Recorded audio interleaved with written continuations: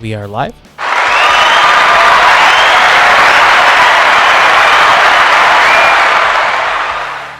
What is going on, Joseph? What's up, Adam? Thank you for being on again. Yep, it's always good to be on. It's a recurring theme. It's nice to have you on. We got one topic today outside of the box office. We're going to be talking about Perfect Days. Yes. And the little confusion I had with this film before seeing it. But before that, if you haven't already, subscribe to the YouTube channel. Check out all our previous episodes. Like I said, I'm in the process of sorting all the old episodes so that I can port them to the YouTube channel.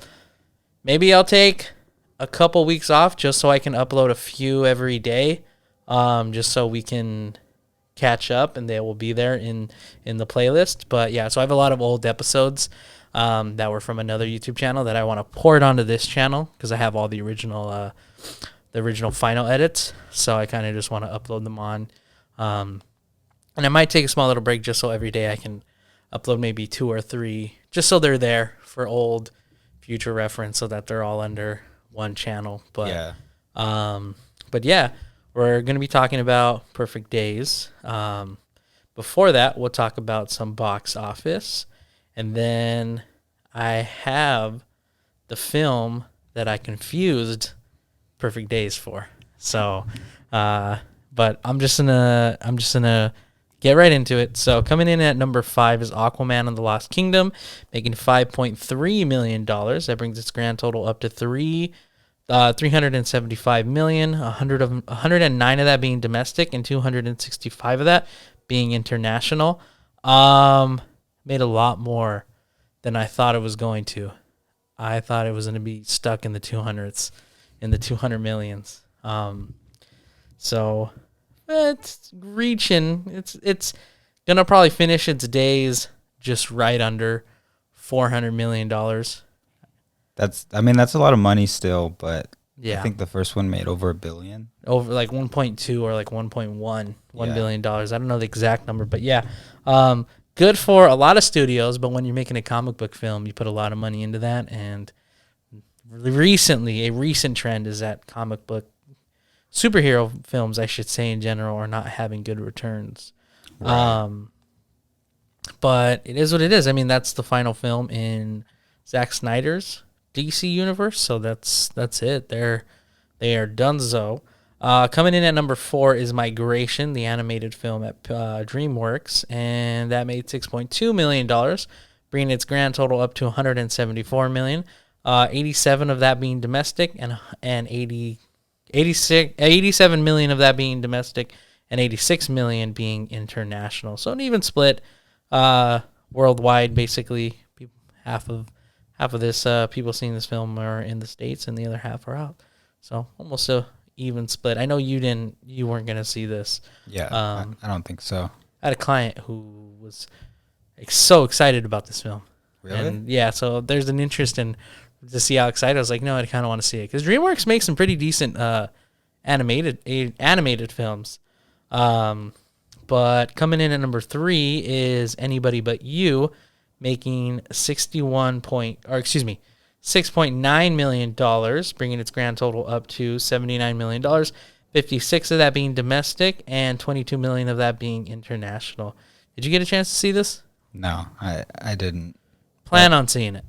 Yeah, I was gonna say I don't think I plan on seeing it, to be honest. Mm-hmm. It looks like it's a romantic comedy. I know there's not a lot of those anymore, but dying trend. This one isn't standing out from the bunch that do exist. So I agree. I don't really need to see it, I feel. Let's see what it is. It's doing okay on IMDb. It has a 6.6 out of 10. On Rotten Tomatoes, we shall see what it has. Whoops. 1 second. Excuse me. Rotten Tomatoes, it, of course, bombed with the critics, 51%. 87% of the audiences are liking it, though.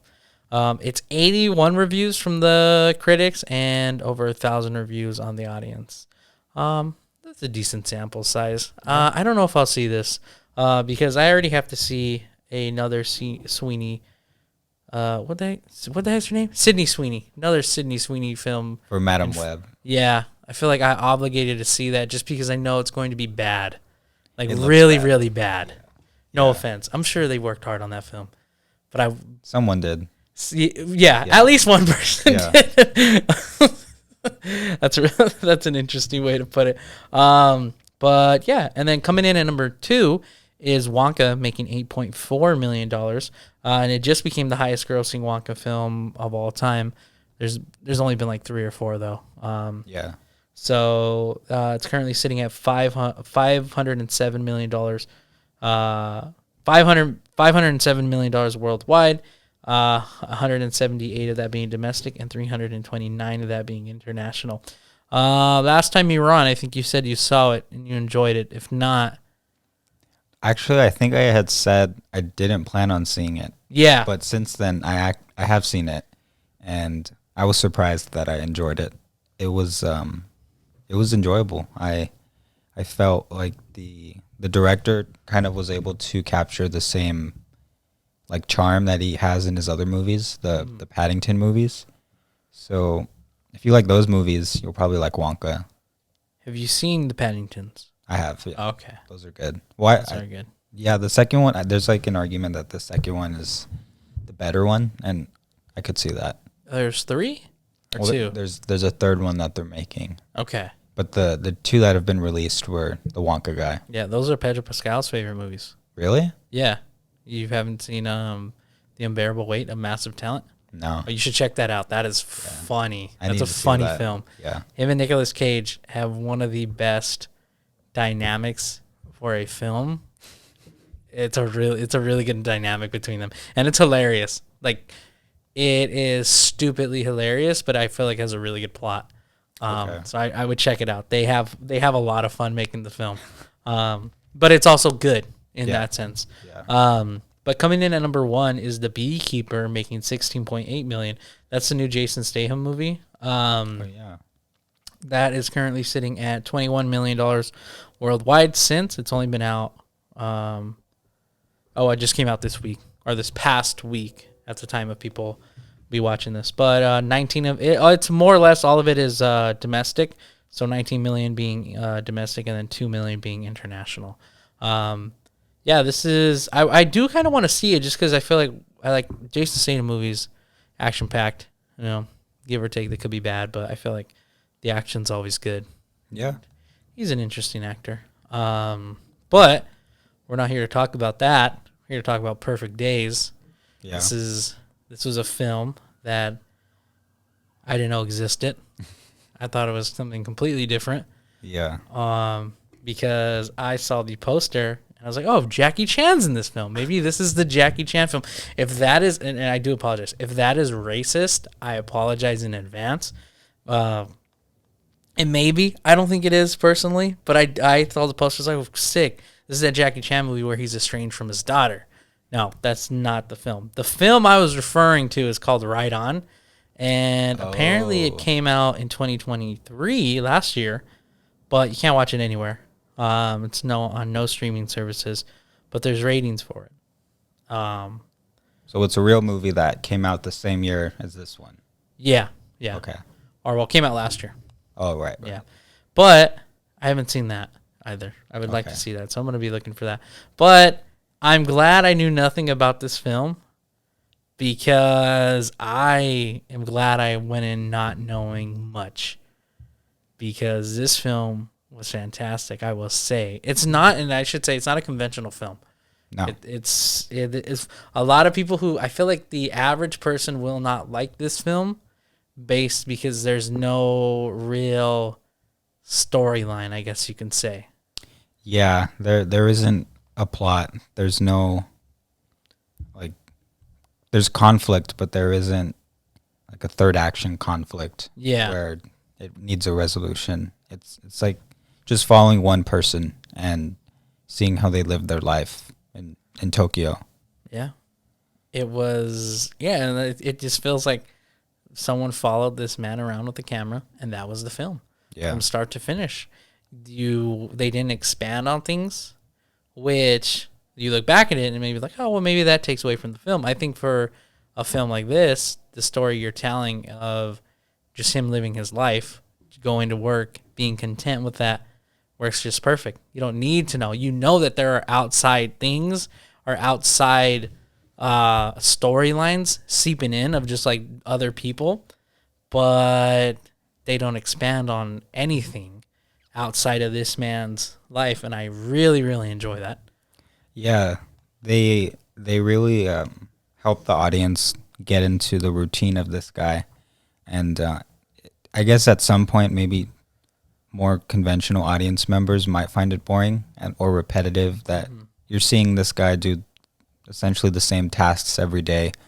But even when he does them, like as soon as he steps out of his house, when he's done getting ready, like he looks up at the sky and he just like smiles. And that's kind of his character the whole movie. He's stoic, he doesn't say a lot, and when he does say something it's more profound, I feel, because he's very selective with when he chooses to speak. And like the first time he does it in the movie, it's to like a little kid that's lost in the restroom, like trying to find his parent. And they don't really make a big deal about it. Like he has other characters up until that point try to have a conversation with him, and he doesn't really respond. He kind of just like nods, or he's polite, but he doesn't maintain the conversation. He's kind of just going with the flow, really, in his life. Yeah, definitely. And you say like his first lines are to a kid, and that already is maybe like 15 to 20 minutes into the film when he finally says his first line. Like it's legit. Like you just like we're seeing him just do his daily duties, and I feel like that it's such good storytelling because like you say like he's very stoic, which 100% he is, but he also like is able to project his emotions through just like body language very, very well, which I thought was really, really good. And for the people involved or the people who worked on this film, director was Win Wenders. You like Win Wenders. This is the first ever film I've ever seen from him. He also wrote it alongside Takuma Takasaki, which he was one of the producers. I think he was there because we were able to, they had Win. Oh gosh, what was the actor's name? The actor's name was Koji, but his character's name was Hirayama. I don't know if I'm saying that, but saying that correctly. But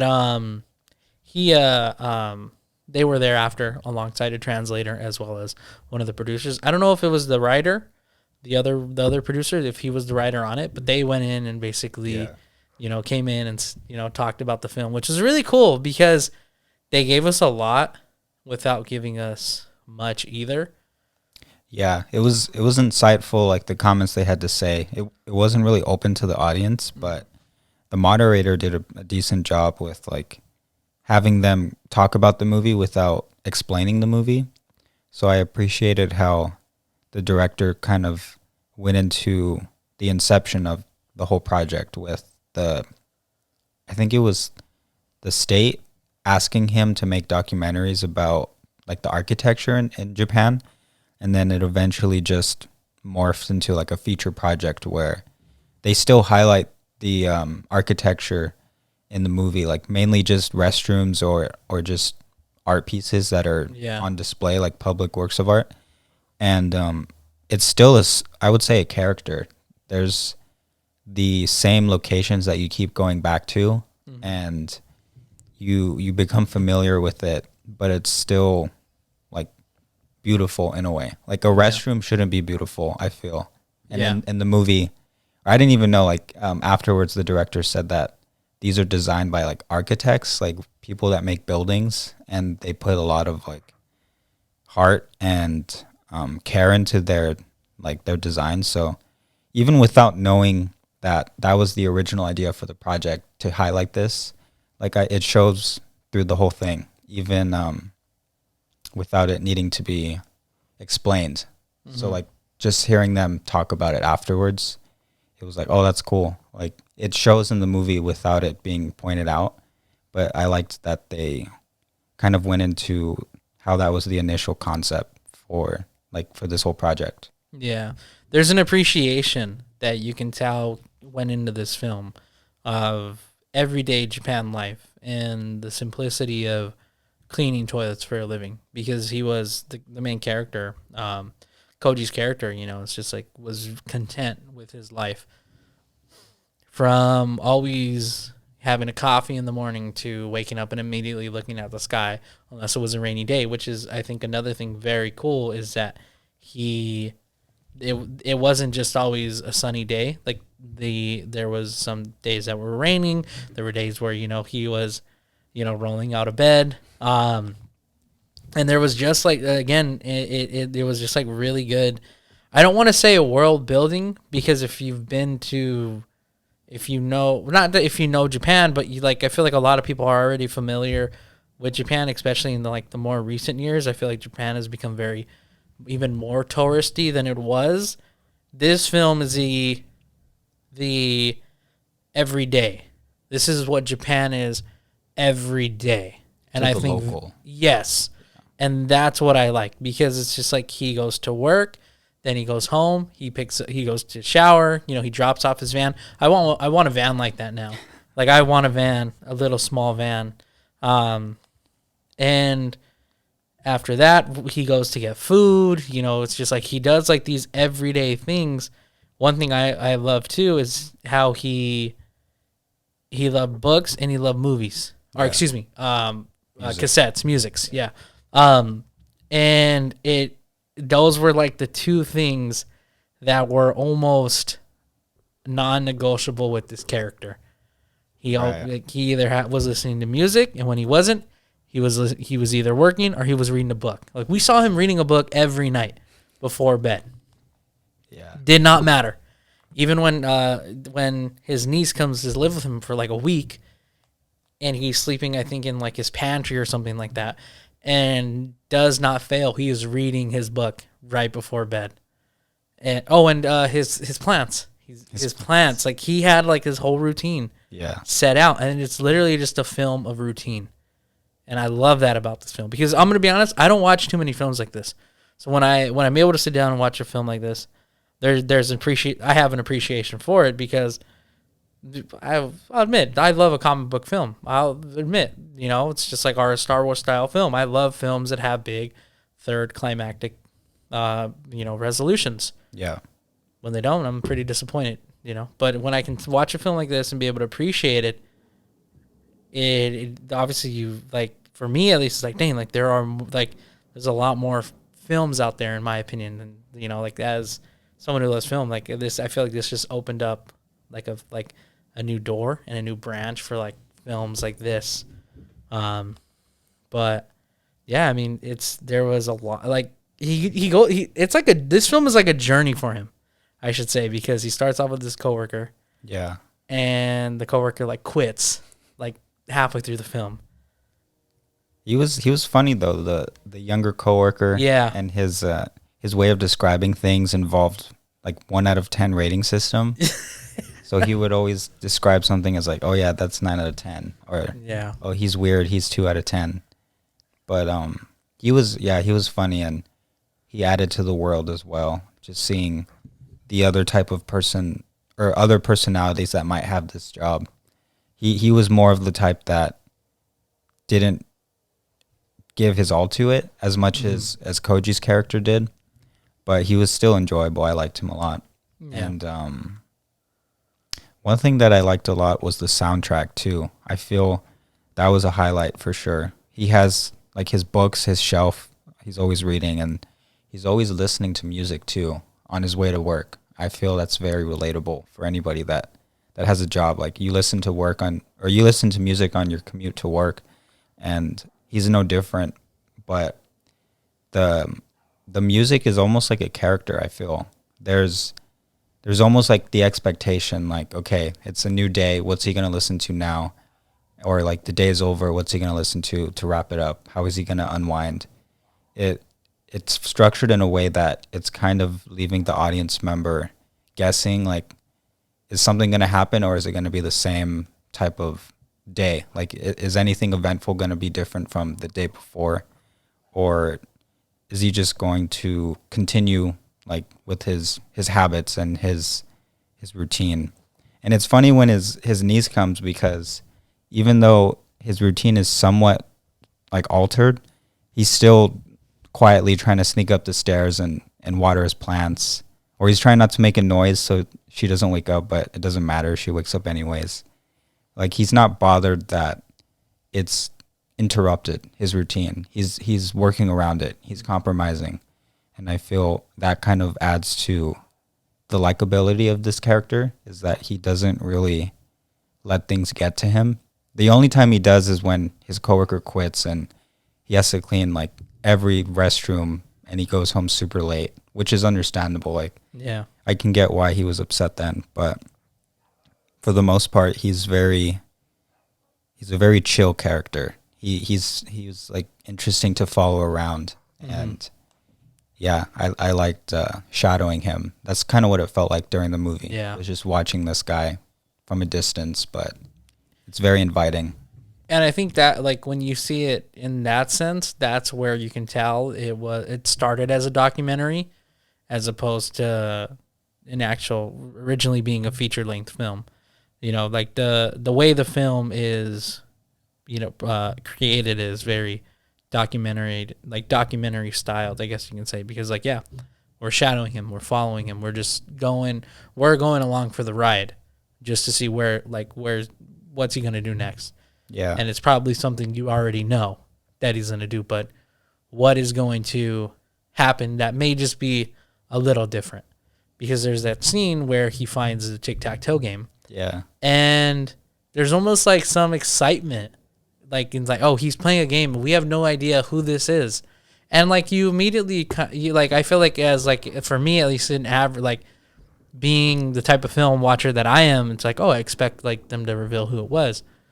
But they don't in this film, and I'm okay with it's just like, I love that they don't, because he doesn't need to know who left that tic-tac-toe game there.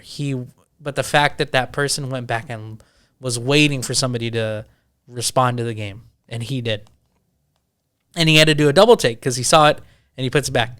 Yeah. And then I think it's like 2 days later, or like a day later, he finally decides, he's like, no, I'm gonna go play it, and he does. And it's like, and it's those simple, small things that he allows into his life that I feel like makes him content and very happy. Because, like you said, like his sister or his niece comes, and he isn't disrupted by it. Sure, he has been thrown a curveball because now he has to watch over his niece, and his niece goes to work with him. But even in the morning, when he's just like, when he's buying a coffee, he's like, oh, do you want one? And he immediately buys her one. He just and then she starts to work with him, whether she's getting paid or not. But the point is, it's just like they wrote her into the film where it's just like she is in the film, but she's not taken away. She's not throwing a curveball because it's not a curveball the character allows to be one in his life. And I think that's really cool. Like, yeah, there is a little bit of disruption, but it doesn't take away from who he is, and he's not changed because of it, for the most part. Yeah. I would say by the time the movie's over, he's the same person. 100%. Yeah. And that's not a bad thing. I think, like, the last shot where he's laughing, he's smiling, but he's also holding back tears, but they're still getting through. Like, that's probably, like, the most revealing part of the movie for this character. Like, that's when he lets the audience in, but even still, he has his guard up. Yeah. And I think he chooses to handle like the hard parts of life. Like, when his sister comes in, that's kind of when you're introduced to his backstory. I feel his outlook on life is to see the glass half full and just not let it bog him down. So that's why he's always with a happy mood. He's smiling. Yeah. He's listening to music. That last shot was really good. Like, just to tie it in a bow and like end it without any sort of like major conflict happening. I really enjoyed that they ended it that way. I thought it was like unexpected almost. Yeah. but it felt right by the time it ended. 100%. And I think like we talked about it leaving the theater in the car on the way back to our houses, where there's a sense of like ignorance with the character, and not in like a bad way. It's just like he's almost like a happy kid Yeah. all throughout the film, and it like there are like times in the film where it's just like I'm simply smiling because he's smiling.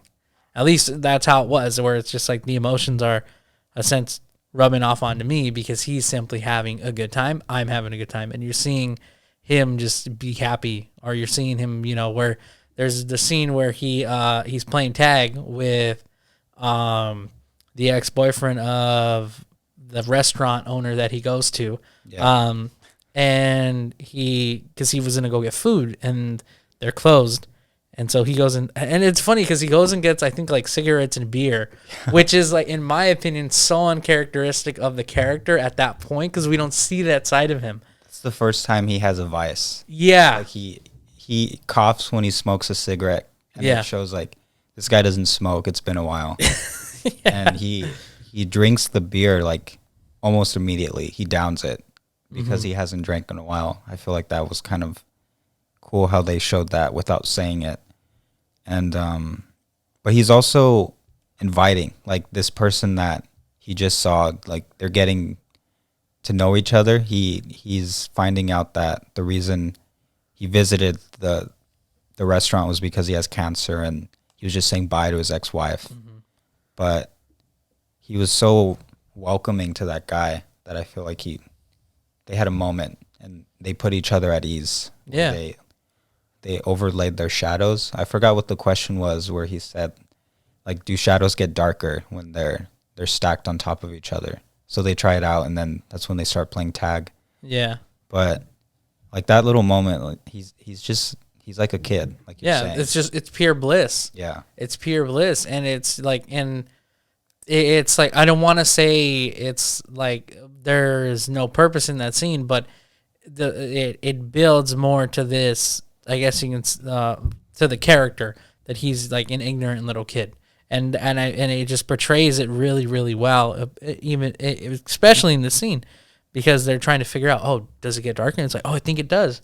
Wait, no, it doesn't. And they're like not arguing, but they're disagreeing, but there's no anger, there's no animosity, and they even have like a heartfelt conversation.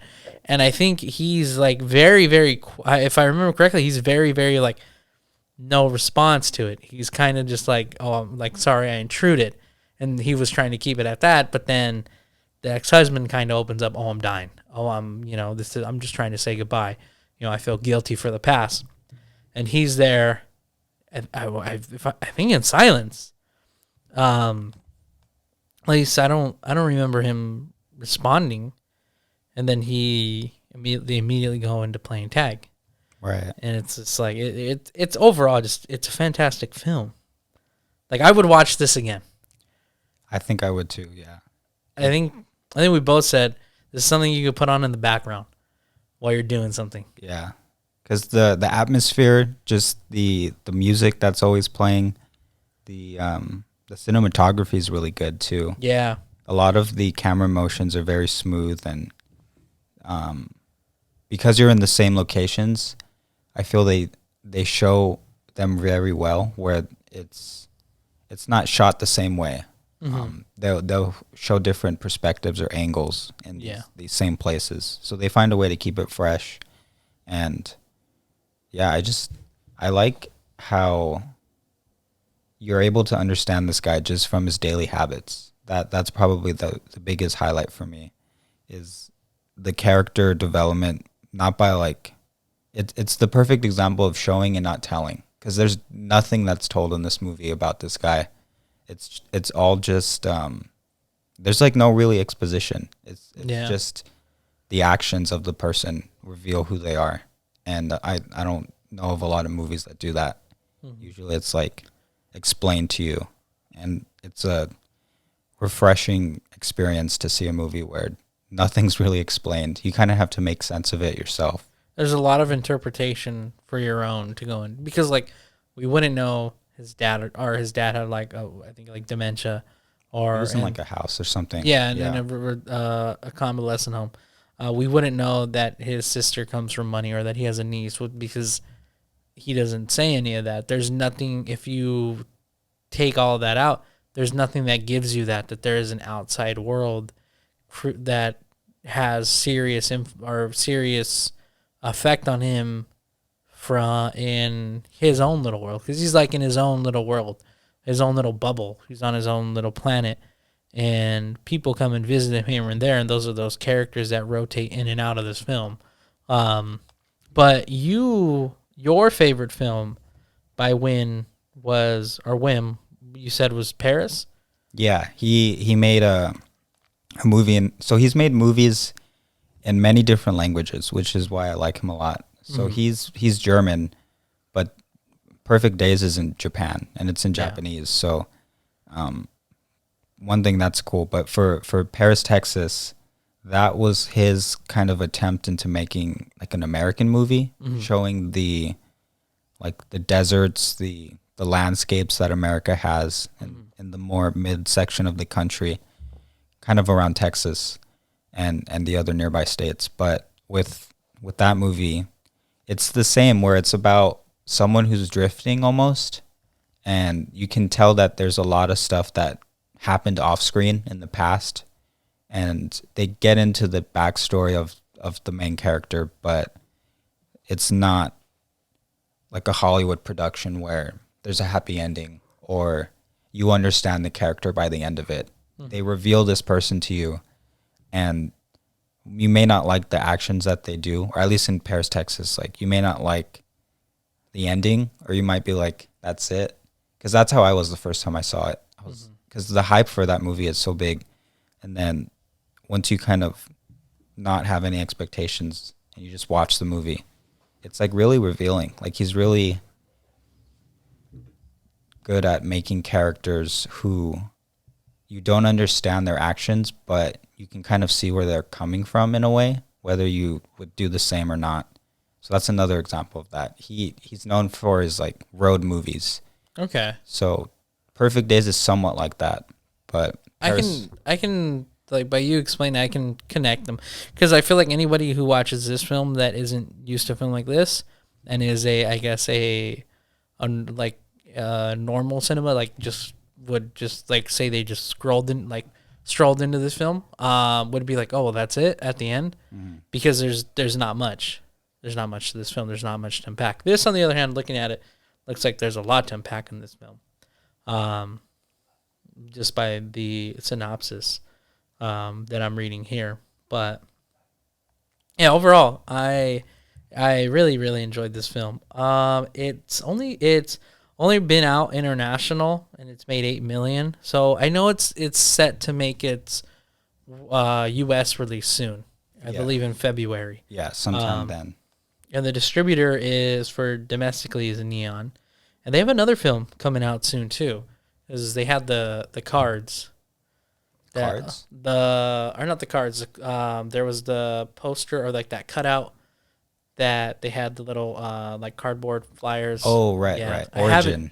Yeah, there you go. Yeah. Origin. Ava DuVernay. I haven't looked it up yet, but poster alone grabbed my attention. So, anything you want to add on Perfect Days before we wrap this up?